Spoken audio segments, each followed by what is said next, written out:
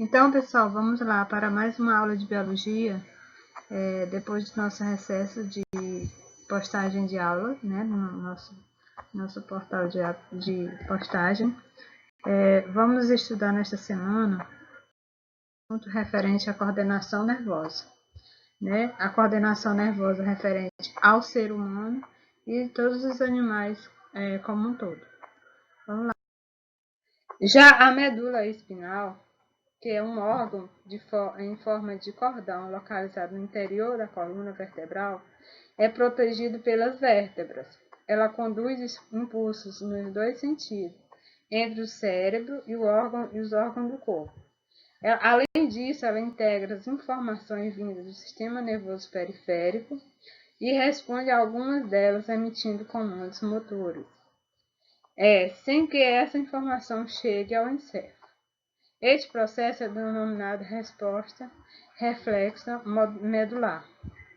Então, a medula espinhal também é um centro de processamento de informações, gerando respostas que não passam por controle consciente. Então, vamos lá, continuando aqui explicando. O sistema nervoso periférico, vamos falar aqui dele. Os nervos e gânglios que compõem o sistema nervoso periférico são vias de comunicação entre o sistema nervoso central e o resto do organismo. Os gânglios são regiões fora do cérebro, da medula espinhal, nos quais os corpos celulares dos neurônios se concentram.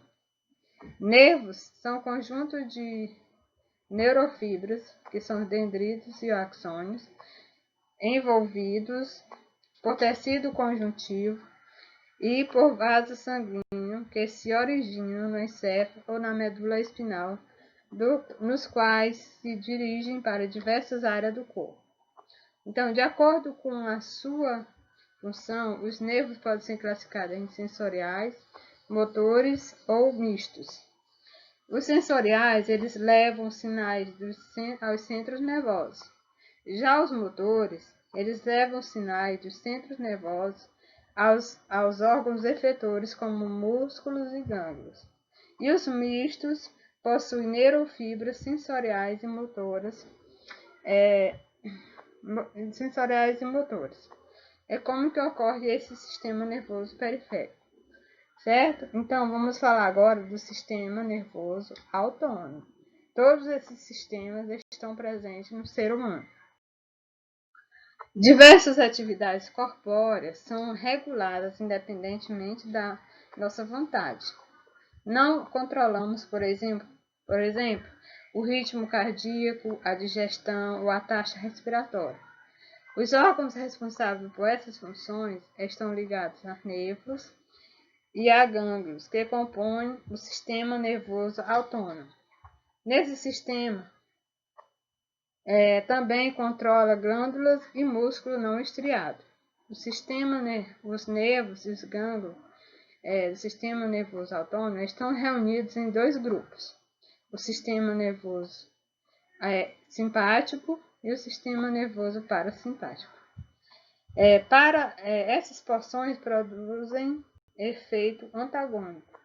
O sistema nervoso autônomo simpático produz efeito que, na maioria geral, aumentam a atividade corpórea, preparando o corpo para a resposta de luta ou fuga. E os efeitos provocados pelo sistema nervoso autônomo parasimpático diminuem a atividade e priorizam o processo digestivo, certo? Aí explicando como que ocorre o sistema nervoso autônomo. Então, vamos entender aqui como que ocorrem esses efeitos no sistema nervoso autônomo.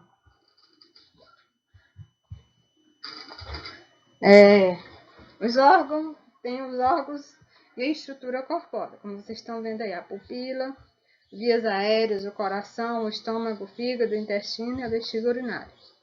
O sistema nervoso autônomo simpático e o sistema nervoso autônomo parasimpático. Aí podemos ver inicial a explicação. Na pupila, no sistema nervoso simpático, ela dilata. E no parasimpático, ela já faz a contrair. As vias aéreas no simpático, ela relaxa e no SNA parasimpático contrai. É uma contradizendo a outra. No coração, por exemplo, aumenta a frequência cardíaca no sistema nervoso parasimpático. E já no parasimpático, ela diminui. Então, um efeito do sistema do nervoso simpático para o parasimpático, um efeito de uma estrutura corpórea contradiz a outra. É uma contradizendo a outra, tá certo? Como vocês podem observar e olhar direitinho aí na nossa tabela.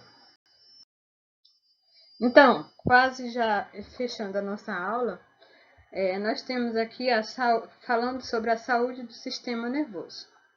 Então, os transtornos de saúde que afetam o sistema nervoso podem ser causados por fator isolado ou pela interação de diversos fatores, tanto físico como psicológico, socioculturais e hereditários.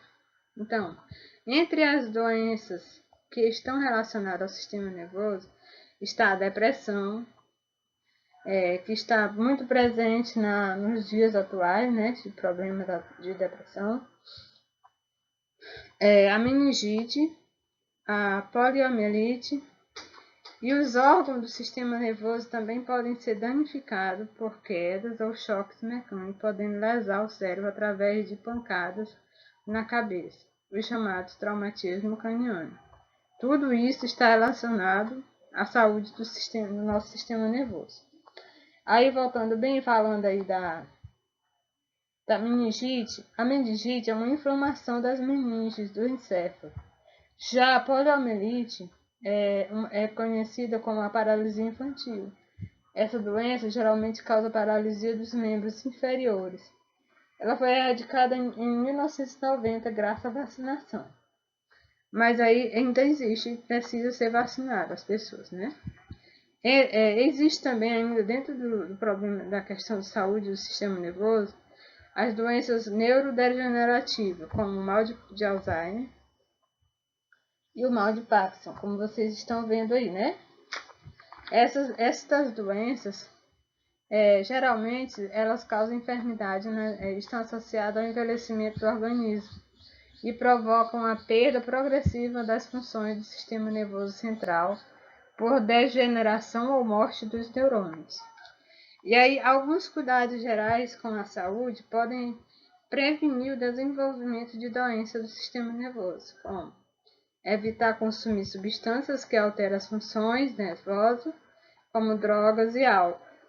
Como devemos evitar estas doenças, estes problemas, algum destes problemas do sistema nervoso, certo?